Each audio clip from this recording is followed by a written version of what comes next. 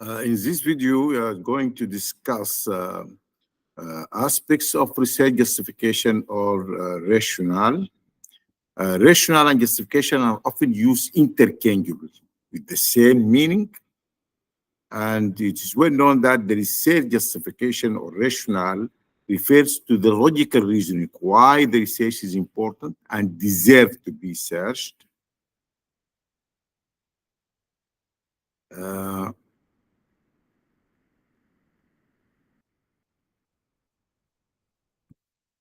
in addition, the justification should be relevant to the research needs that should be highlighted, and with the emphasis to be directed towards the research problem. In other words, that the justification should focus mainly on the research problem selected by the investigator.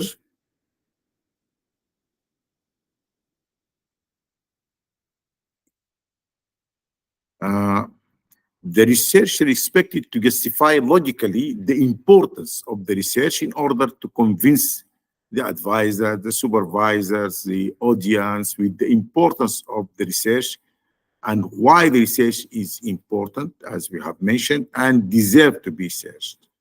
And thus, the researcher is expected to present in the justification of the proposals the logical reasons that support his or her own selection of the research topic.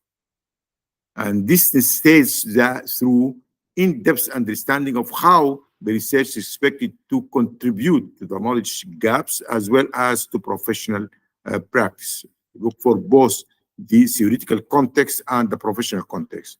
And thus, it's necessary that the researcher should contextualize and indicate the research within a specific professional domain, whether it is clinical practice or it is the generated data will be of value for formulation and development, for example, of clinical guidelines or any other intervention approaches.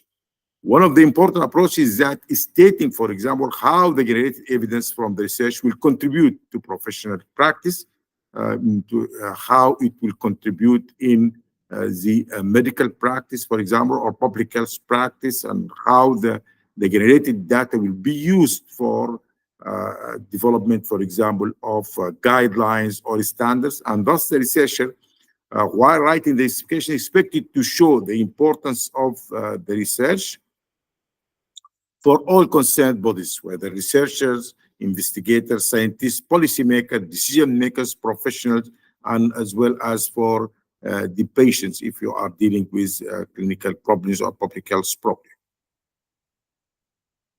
The justification may be strengthened with important updated data, such as morbidity or mortality data, which is could be obtained from different sources.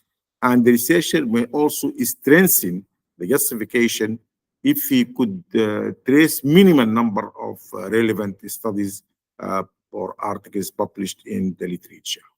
Thus, the justification is included at the end of the introduction session as a separate subtitle. That is all about what we need to know about the research, about the research justification or the rationale. Thank you very much.